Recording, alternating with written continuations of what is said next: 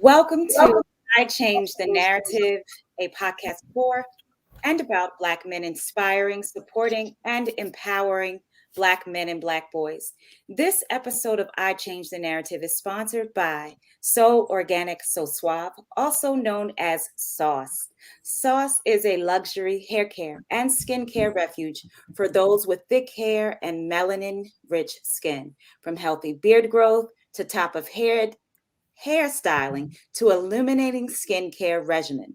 Sauce Essentials will naturally enhance your outer appearance to strengthen your inner confidence. Sauce invites you to accept the authenticity and real self-care and embrace your best. You can find Sauce's award-winning grooming essentials online at sossd.co.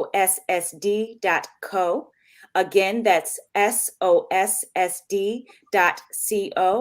You can also follow Sauce on Instagram for the latest in product news and updates at sossd.co. Elevate your grooming with Sauce today. Today's topic is tears and the pain language.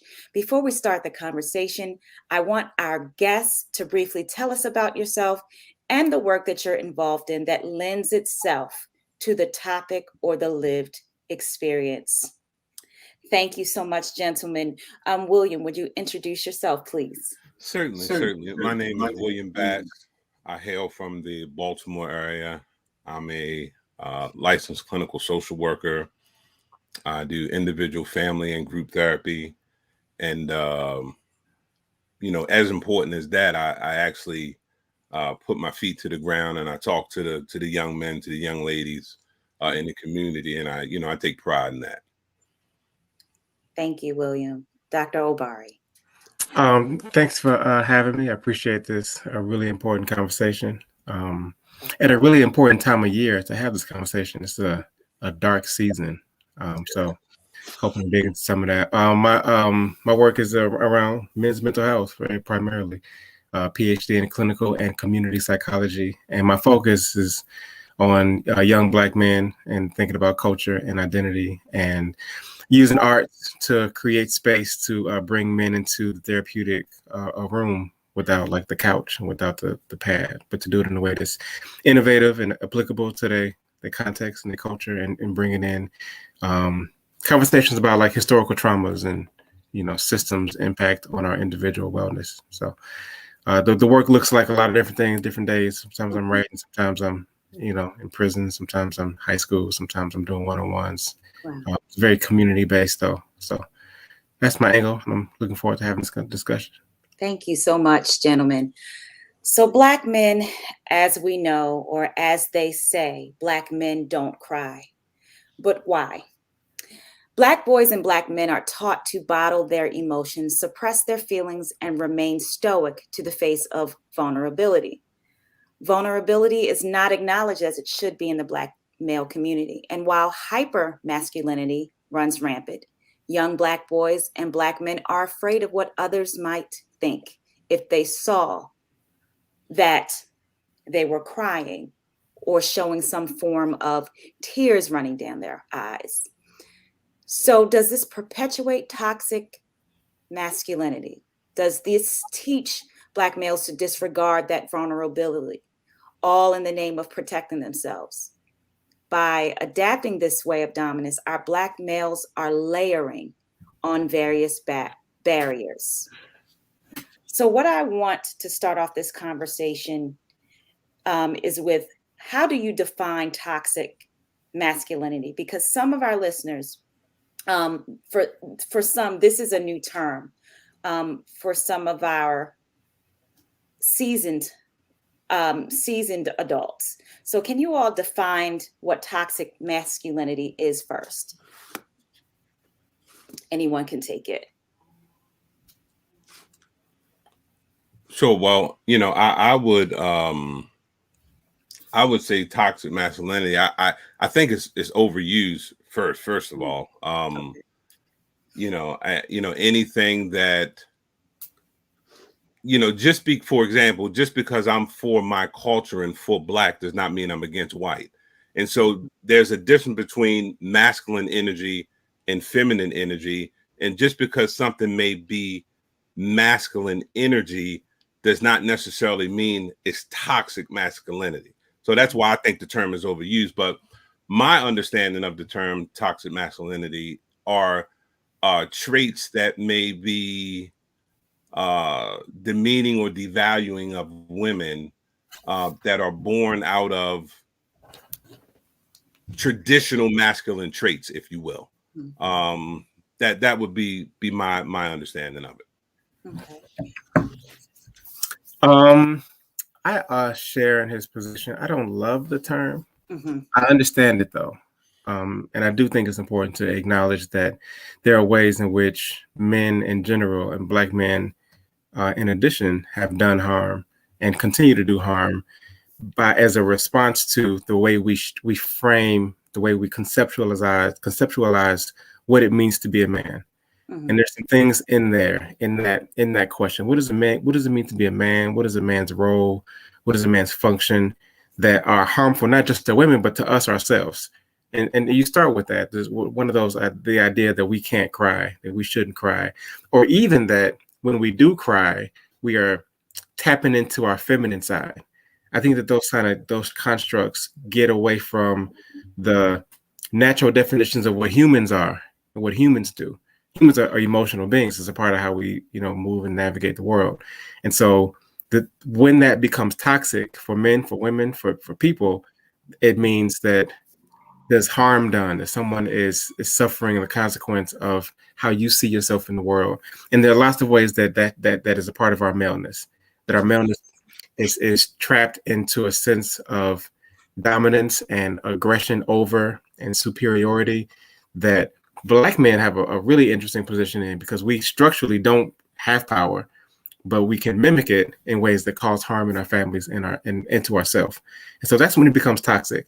But the reason I don't love the conversation is because in the popular way it's been used, it has meant for a lot of men that we are toxic inherently, that our beingness, that we just, there's a shame of just being in the body of a man that we should be guilty for. And I think that's dangerous. I think that's unhealthy for us to be like, because you're a man, you toxic. And there's a lot of conversations now that are just like, throw the man away. Let's just start over. And when we hear that, I hear women with sons saying, like, throw the men away. But your boy can hear you. You know what I mean? So we need to not be so wrapped up into the popular language just because it's on the blogs and the internet. From the academics are rooted in institutions that are part of the dominant structure, period. And so anything that becomes popular and it becomes like, we just got to check, we got to look at that. We got to see whether or not that applies to us, and be careful about the nuances of the ways in which it has its implications on our well-being, our identity. So the phrase toxic masculinity, I think, has been misused in ways that has been harmful. And it's become popular because men have not done enough work to sit ourselves down, hold ourselves accountable for those aspects of our masculinity that do cause harm. So I think it's a mixed bag, but it's not just something that I go with just because everybody else is. I'm always critically thinking about, what does this mean? What does that look like? And how do we Black folk apply the specific aspects of it to our very unique conditions in this place? Very well stated. Very well stated. Yeah. I'm glad you spoke against that term, because I always had a problem with it as well. And I was using it a few minutes ago just because that's the way, that's a term that's popularized by the culture. So I don't know what else to name it. But it does have a negative connotation, I think, on our Black males. What would you like to call it? Do you have a word for this other than toxic masculinity? I mean, well, if it truly is toxic masculinity, if it truly is toxic masculinity, then it is it's not behavior that's best. It's not productive. It's not helpful. Right. But if it's not toxic masculinity and it's being packaged as such, then it's just masculine energy and feminine energy, you know. I mean, we cannot sweep with a broad brush really ever, but men are oftentimes going to look at a situation perhaps differently, even when it comes to parenting. Let's just look at parenting. You know, men may look at a situation in this light, and women may look at it in that light. I don't think either one are wrong, and we should be careful not to villainize either for their perspective. You know, mom might be a little more yielding, mom might be a little more nurturing, mom might say, mom may want to hear what the child has to say and trying to figure out the nuances of the situation.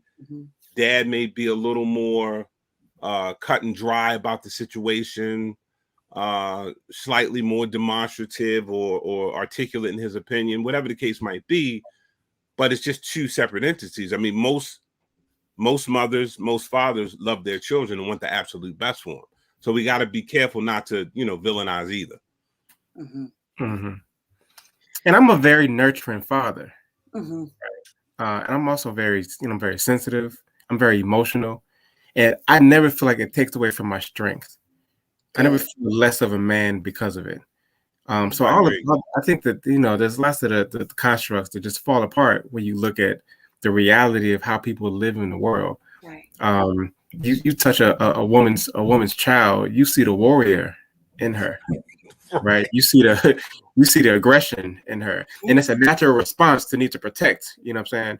And so I think we need to wrestle with these concepts for sure, but I don't think that broad strokes help us. Right. Where do we get this idea that Black men don't cry? Where do we get it from? Let's talk about the history of that. I mean, I think historically, there's in this country, and we talk about the legacy of enslavement, that there is a requirement to present yourself as a certain stoicness as a way to protect yourself from, if that's the only place you have power. You stripped a man's power. They don't have power to marry, to bear children. Their only power becomes in presentation. Then I think you see that generationally passed down, that we still don't really still have power. It was really scary in COVID. COVID was an eye-opener for a lot of us. The tissue crisis made me realize that could happen with food, which made me realize that I can't feed my sons in a week.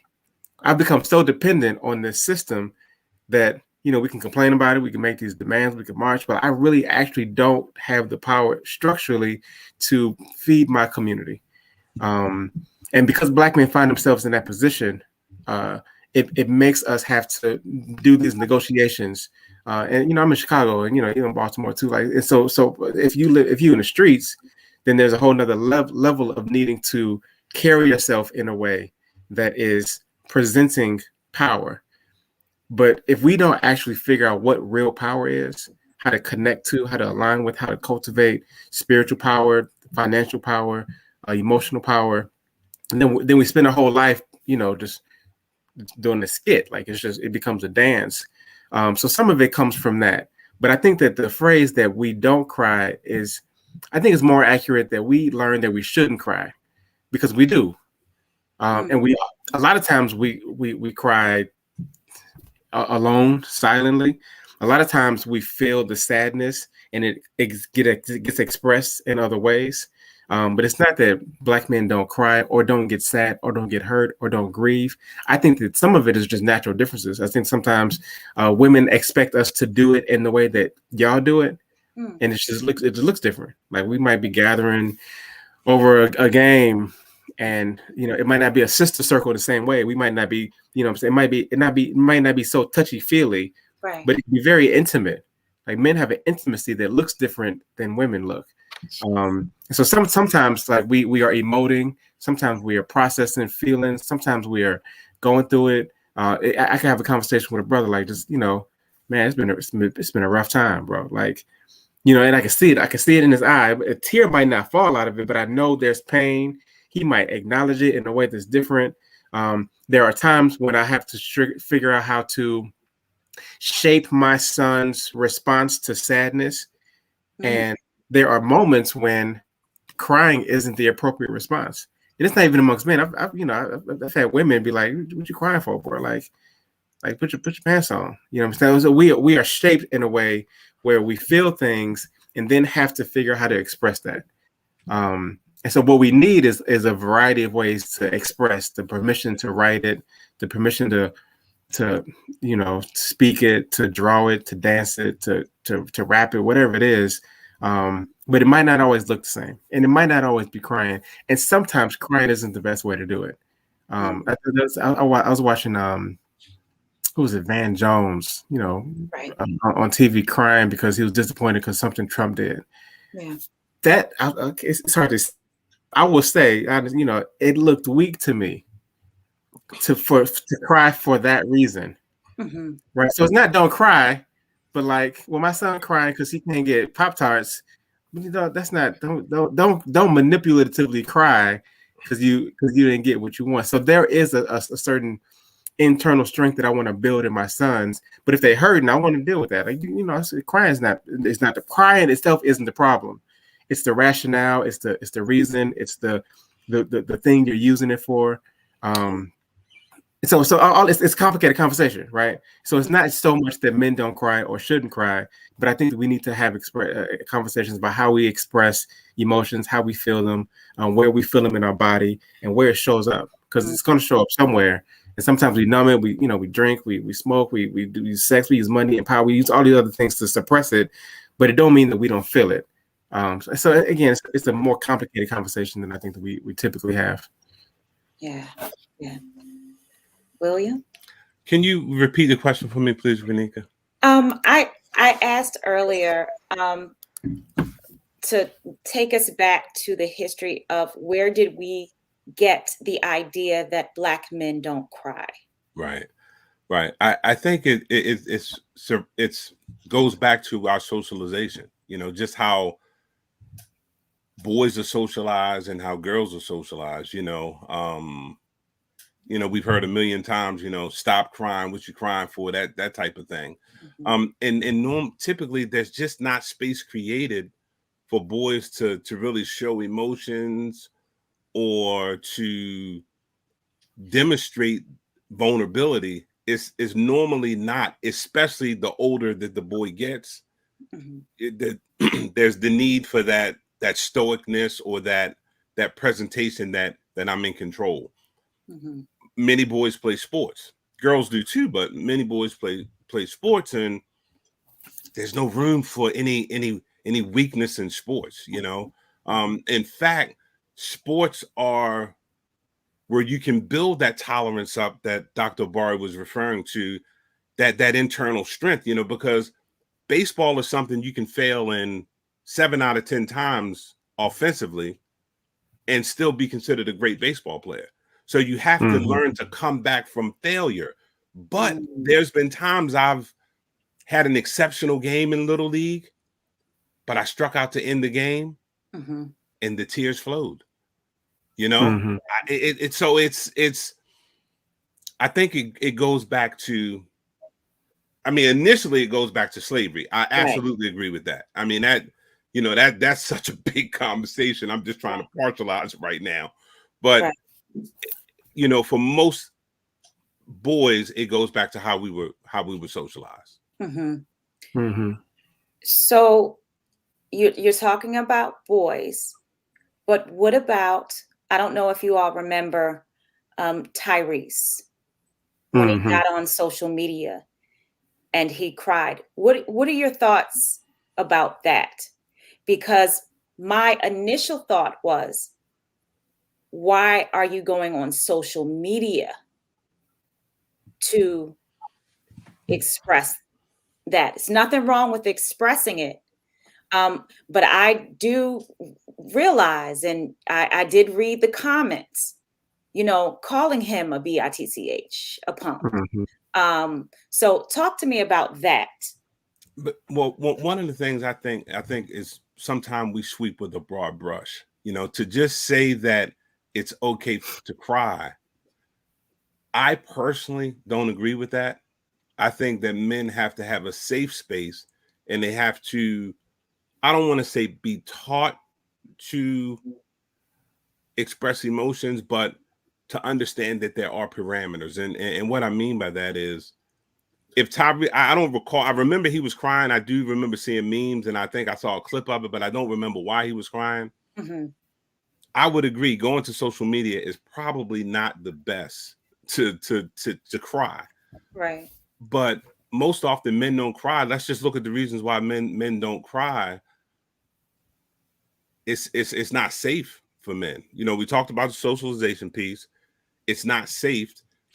And when we talk about it being not safe, it's just not, in most stages of life, it's not set up where emotion can be shown, or a male crying is okay, because it's typically taken as a sign of weakness.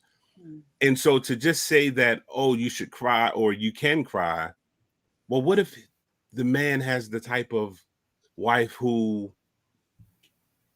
has not done the work herself and does not understand Mm-hmm.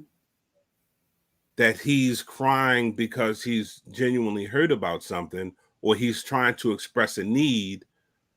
He may be trying to express a need. She may take it as he's whining and crying. Mm-hmm. And the truth is, I don't think men have the luxury of crying all over their woman. I think that there's a certain level of maturity in a relationship that occurs, but and there's a certain level of intimacy, obviously, but to be able to just cry openly, I mean, men just, most of us feel that we just don't have that luxury. Mm. Mm-hmm. I mean, I wouldn't want my sons to grow up and go to work and then get reprimanded by their boss and start crying in front of them. Oh, don't cry right now, boy. Like, just, I would, and it's certainly not, you're at school, somebody make fun of your shoes and you get your feelings hurt. That's not the time to cry. It's dangerous, right? You putting yourself, you really making yourself a mark. I initially liked Tyrese's reason for crying. Mm-hmm. Because it was about his children. I Right. cried about there was a moment when, like, I didn't have access to my son. We was having a little bit of moment with a co-parent, and I couldn't get to my son. It hurt me so bad. I cried, and then I didn't go to Facebook on it. You know what I mean? Like, there's layers of it. And we found out later in Tyrese's moment that the mother of his child came on like, that's not even true what he was talking about. And so now we're talking about the performance of it. Now we're talking about the attention getting of it, which is a different thing. Now we're talking about the same thing where a son is manipulating his tears to get something from his parents because he or she don't want to see them sad. So there was a part of what Tyrese was doing that felt like it might have been, seeking attention to let people know that, oh, this is a really, you can't believe what this woman did to me so much that's making me cry on Facebook, when it may have not, even been true. And so all these things, I think, are part of the emotional intelligence that we need to help develop for young men. For all men, for all of us, why are you crying? What does it feel like? What can you do about it? Where's your power? What's the difference between, like, the real tears and fake tears? How are you using it manipulatively? Who you feel safe to express it to? What does social media add to it? These are layers and levels of conversations that we just, as men, we need to talk about. We need to pull ourselves together and, like, help each other see it and then help teach it, because it's a really important thing to do, like, to be able to feel authentically and to share and communicate that, to be able to navigate relationships in the world. It's a skill set. And it's not something that comes naturally. So I don't know. It's all much more complicated than do it or don't do it for me. That he was wrong or right. Like, all of it, Right. we just got to dig a little bit deeper sometimes. Right. You two are just really giving me a lot to think about. And I so appreciate your thoughts. But I want to go back to two of the things that you all said. Dr. Obari, you said that you don't, you're encouraging your son not to cry in front of the boss, or and not to cry in front of the kids. Am I taking that, am I taking that in correctly? Is that what you said? Yeah, that's real. Yep. Okay. So if that's what his real feelings are, and Hmm. don't forget, I'm looking at this as a woman right now.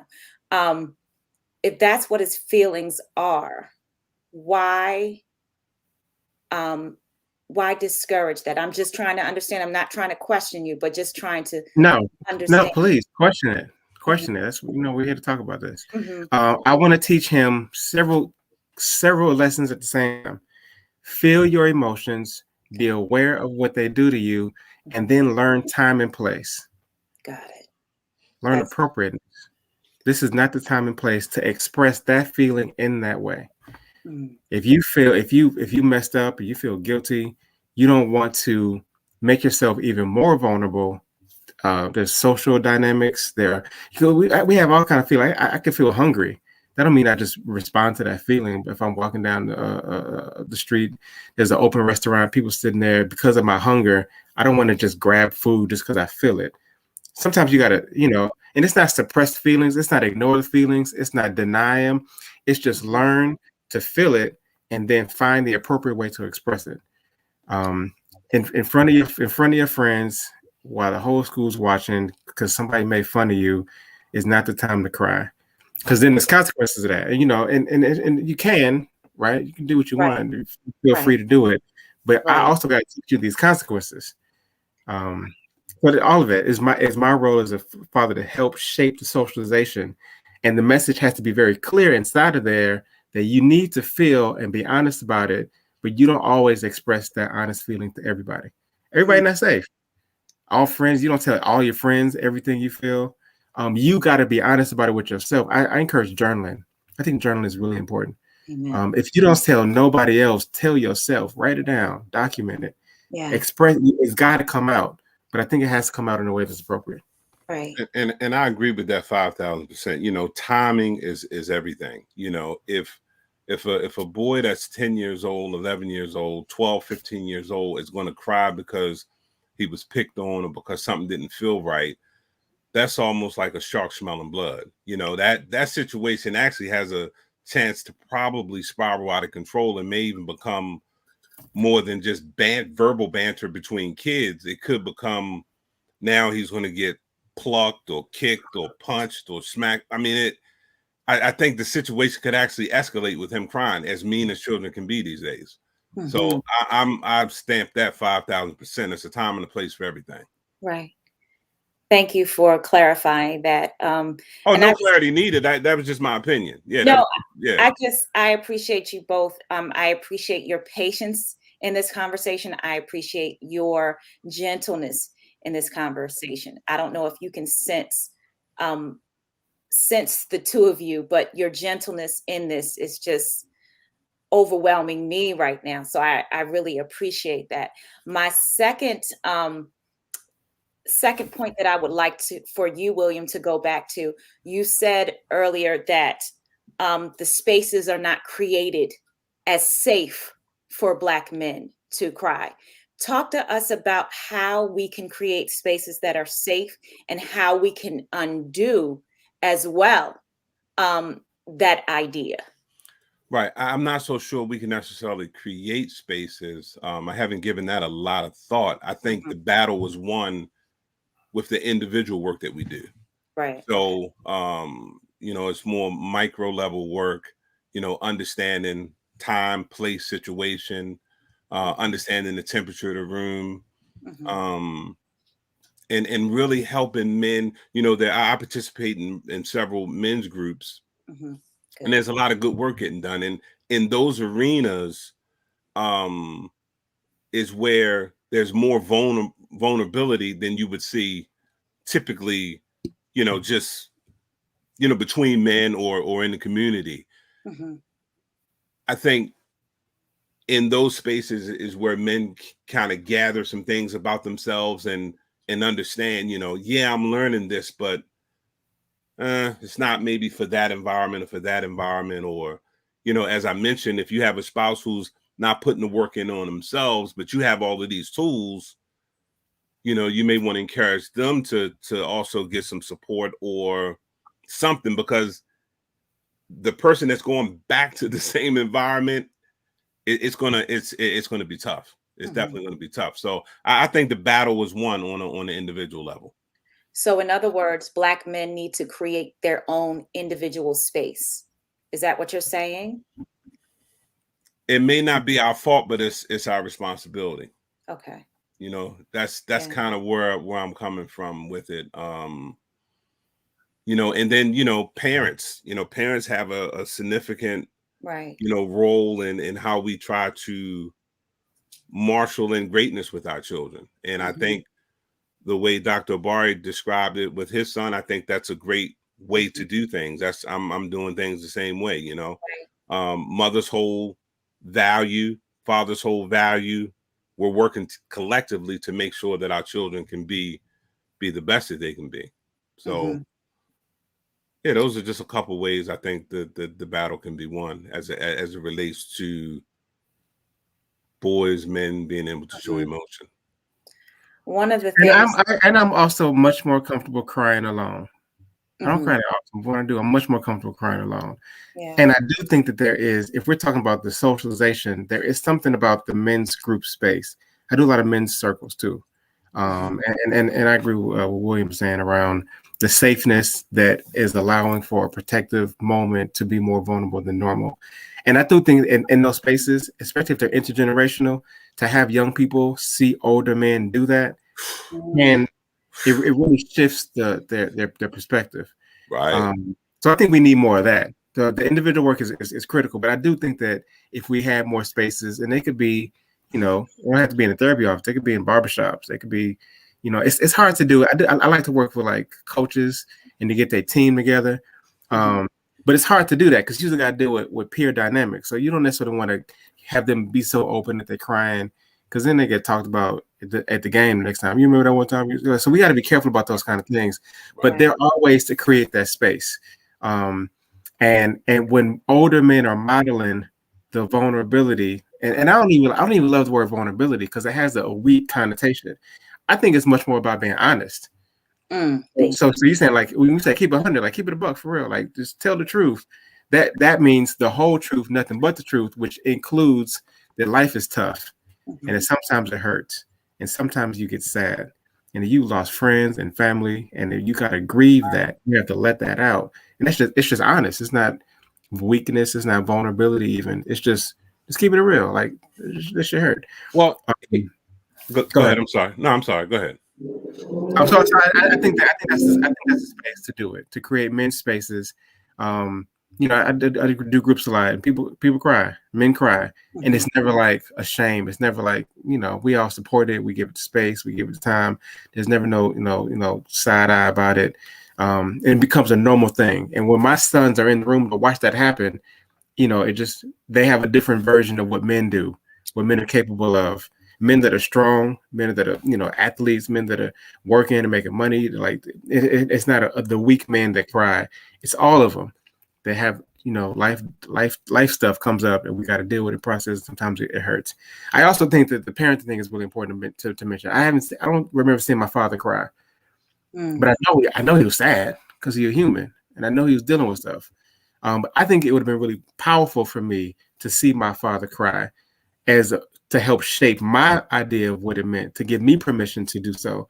And so there have been times when my son have seen me cry. The moment when we was on FaceTime, and I couldn't get to him, and he saw me crying because I was sad. He got it. Like he didn't, he didn't think I was weak. And we have the Superman thing we try to hold on to, and I think that can do a disservice. And so it did not make my son think that I was not strong enough to protect him anymore. I think that he felt endeared by it. Like, oh man, my dad really loves me. Like he really cares. He really misses me for real. And like the tears said that in a way that a text would not have said. And so I think that in families. I think in men's groups and in families in the house, like with your cousins, with your uncles, with your like. I think that if men created space in their house to be more honest, I think that it could really change the narrative about masculinity and what men are able to do, and to make that be more holistic, more human, more like more healthy. Right. If we can, I love the banter because I respect this brother's opinion. He has dynamic insight. I want to go back to the vulnerability piece, right? Yeah. And just get your insight on that, because now my understanding of vulnerability and why I don't necessarily have a problem with the word is because it has to do with intentionality, right? Mm-hmm. I do think you simplified it in saying honesty, Mm-hmm. but honesty can be, this is the truth, this is my truth, that's just what it is. I'm just being honest. That there's really no intentionality behind it. Vulnerability, in my viewpoint, is more so I'm going to lead with honesty, and I'm going to lead with I'm taking a chance, if you will. I'm taking a chance, if you will, whether it's accepted or not. This is my truth. This is my story. This is my experience. And I don't really get anything negative or soft or weak about it. So I just want to banter for a moment on where you're coming from when you put it like that. Yeah, no, I love it. And it's a semantic thing for sure. It's strategic. I think that real honesty is vulnerable by definition. I think that I think the posturing, the presentation, the like, you can ask me how I'm doing 10 times. I mean, I'm good. I'm chilling.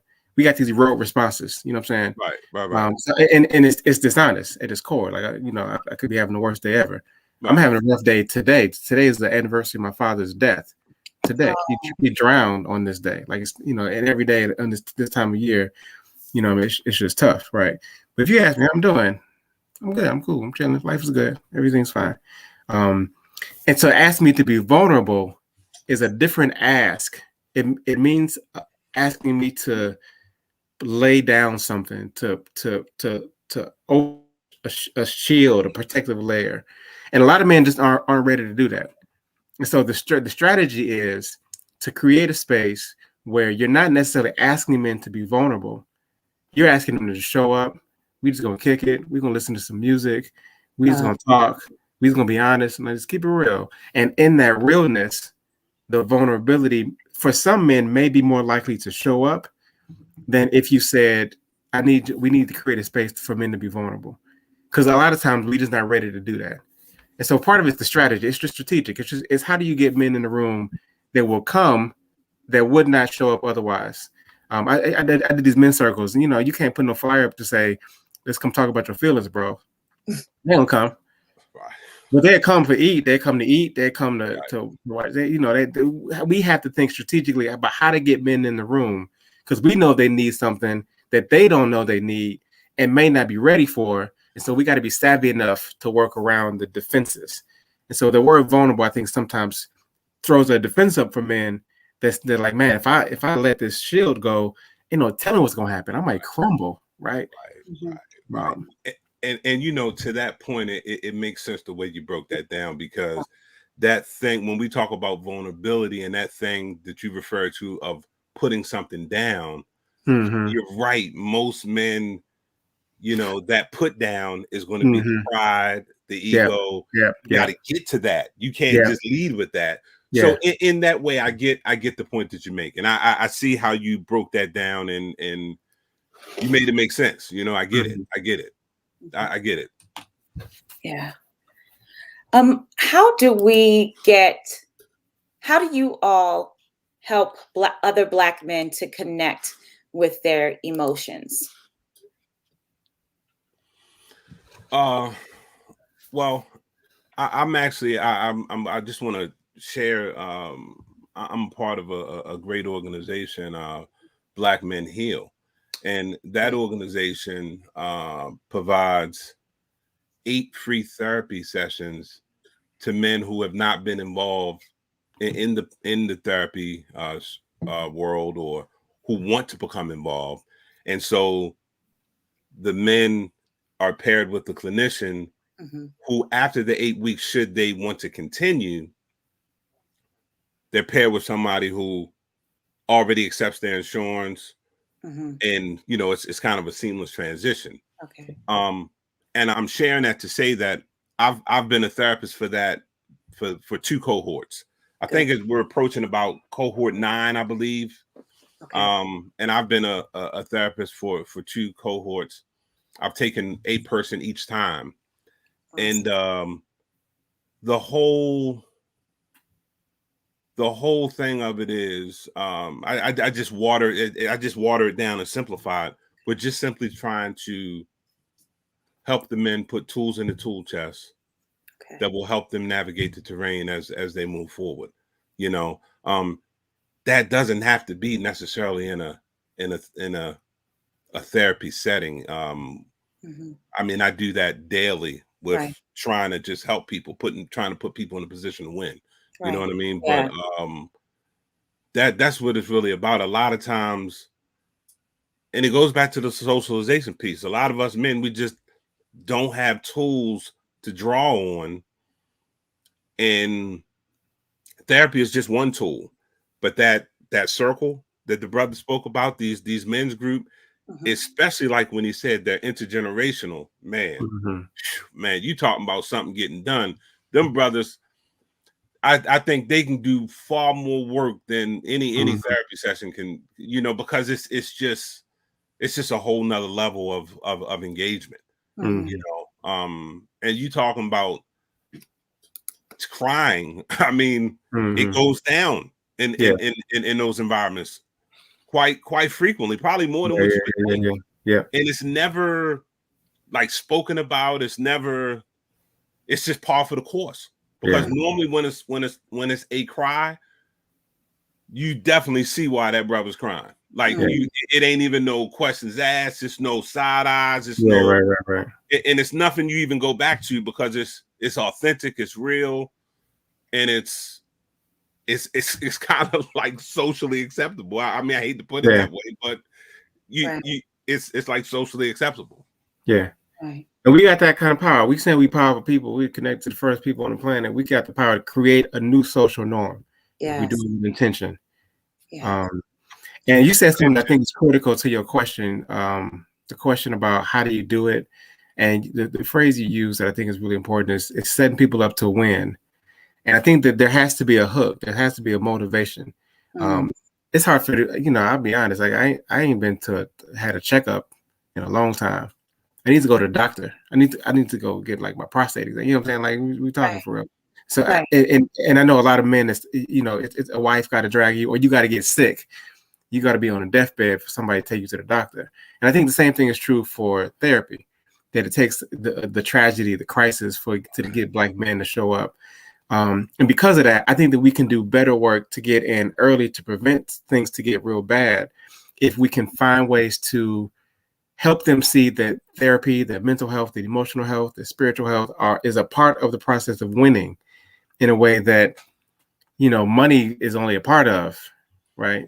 So in their version of how to be successful, a lot of men miss this part, the joy.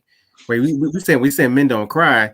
Part of that, men don't cry because of sadness. Men don't also experience deep joy. You ain't gonna never win if you ain't experiencing deep joy. You have all the money in the world. I point to people that got money and then lost it because they ain't had a character to keep it. They had integrity, or they died by suicide because they realized at that height of their fame and their money that the money wasn't nothing. It was just it's an illusion, right? And so when we talk about, we start the conversation like, what do you want? What is it? Everybody wants something. You want to be a better father. You want to be successful. You want to matriculate to some process. And this process of getting more in touch with your emotions is integral to you being successful in that, to getting through. And then I can point to the ways that your coping strategy have gotten in the way. You tripping over your own self. And when you get sad and when you stuff it, or when you deny it, or when you ignore it, and you use these things to distract yourself from the feeling of it, those things that you introduce into yourself have created new problems. And I can point to that. Now you addicted. Now you broke. Now you got 5 babies. Like these things that you've used to avoid the emotions have gotten in the way of the thing that you said that you want. And so that winning is important. How do I get you to think that what winning means for me includes going internal and not just collecting trinkets and not just posturing and not just, looking good on social media? What does it mean to be actually well? And what are those steps? And you can't do that without emotions. You can't do that without an authentic introspection, without spending time with yourself, without silence, right? Without holistic health, mental, physical, emotional. So I think that's a part of what we got to do. Our work is to help young men reconceptualize what success is and how emotions is really at the center of doing that well. That's good stuff. I just have one last scenario for you all. A couple months ago, not too long ago, I was in a restaurant and I saw someone from my church, a young man from my church, and he was our server. And the young man, lost his father to cancer. His family has basically split because of family issues. And we began to talk, and he started shaking his leg, just nonstop, uncontrollable shaking. And I was just silent because I was expecting him to begin crying. And so I got silent out of respect for taking in our conversation. And I asked him, I said, it's okay. It's okay. He said to me, I really don't even have it in me to cry. What is your response to that? When a young man, he's 20 years old, I think he's about 20 years old. What is your response to a young man that says, I can't even find the tears for real? Because that's what he told me. Right. It might be a lot of different reasons he couldn't find the tears in that moment. You know what I mean? I think it would be, potentially irresponsible, definitely not best to even hypothesize about it, because it could have been a lot of different reasons. In that moment, he couldn't find the tears. You know what I mean? He might have had a good cry when he got home. You know what I mean? No, he can't cry at all. He cannot cry at all. He says, even when I'm alone, I can't find the tears. I can't cry. Well, he might have, committed emotional suicide, if you will, or he might have been emotionally murdered, if you will. You know what I mean? And these are real things. People have been so mistreated sometimes, and sometimes they've seen so many different things. They literally are disconnected from their emotions. And that is a dangerous, dangerous place to be. I hope he isn't. That's not the case. I'm hoping that he was just kind of saying that in the moment, I can't, I'm hoping that that's what it was, but sometimes people go through so much that they just are cut off from normal, healthy emotions. No, I agree with that. I think there's a lot of boys that are numb, that have detached themselves from their bodies, and that age is a really critical time for your brain development. And I'm actually really worried about this crop of young men who are popping pills and doing lean and stuff that's really interrupting the normal process of developing how your body and your mind is supposed to interact. You can break it, like you can break your, what I'm saying, and it can be fixed. You can restore it, and a lot of that has to do with when you notice his leg shaking. It means that there's a trauma stuck in his body somewhere that shows up in his leg shake. And he might feel like I know something wrong. I can't verbalize it. It won't come out in my words or my tears, but it's going to show up in my body somewhere. And there's lots of things that men do to medicate that, to numb that, to avoid dealing with that. But to help restore that, to help reconnect that, a lot of what men need is to do body work. There's a limit to how much you can talk through some of this. And I love talking. I think it's great. But if we got trauma in your bones, then you might need to do some yoga. You might need to go out into nature. You might need to stretch. You might need to do something to unlock some of those things. And a lot of men have a hard time with that because we think that's weak. We think that's, gay, if you will, or white people stuff. So we also need to re-socialize ourselves to think about our connections with our bodies and not just use bodies as a vehicle for sex, empty sex at that. Right. And to really like find emotions in your body. Like I need men to be able to sit still and know where anger starts to bubble up. Don't tell me when you're at 10. Tell me when you're at 3 and where that's at. Is that tension in your neck? Is that in your chest? Is that heart beating? Is you short of breath? Is it your leg shaking? Your lower back? You need to be able to find that. When you say knowledge of self, that's what knowledge of self means. Knowing your body well enough to know where your emotional responses start to tell you something, because they happen in your body before they happen in your brain. Your brain don't even recognize it yet. He might not have recognized his leg was shaking. You might have to point that out to him. He said, "Oh, something wrong. You seem off. I see it in your face. I see it in your posture." And so we got to teach that is a toolkit, as a skill set. It's something that takes relationships. It takes time. It takes re-socializing. And that's something that is urgent work for us, because we are literally dying because of the disconnections from ourselves, and we killing because of it. I don't know, the numbers in Baltimore, the same as in Chicago, right? Because when you become numb, now you a zombie. Now you just a drone. You a robot. You know what I'm saying? And so we got a lot of that happening in our young people, and no response to it. You know what I'm saying? Like there's no major really like solution to the level of problem that we have in terms of emotions and numbness and addictions and all these kind of things that we're talking about. It's a serious problem. Right. And the whole notion that men don't show emotions, I think is not necessarily accurate. I think we don't necessarily show emotions the best emotions that are appropriate. It's no way you can get to 300 plus murders a year in Baltimore for the past 18 out of 20 years if men don't show emotions. That's right. Because it takes a lot of emotion to go get a gun and to carry out such a task, right? What we got to do is what Dr. Barry was just referring to. All of those are tools in the tool chest. Those are just tools. Like nobody, if you're listening and you don't like something that was said about a specific approach to therapy, or none of that has to be used, or all of it can be used, or some other stuff. There's so many ways to get to it, to get to the emotional bag. Everybody's talking about getting into the bag, the money bag. We got to figure out a way to get to this emotional health bag.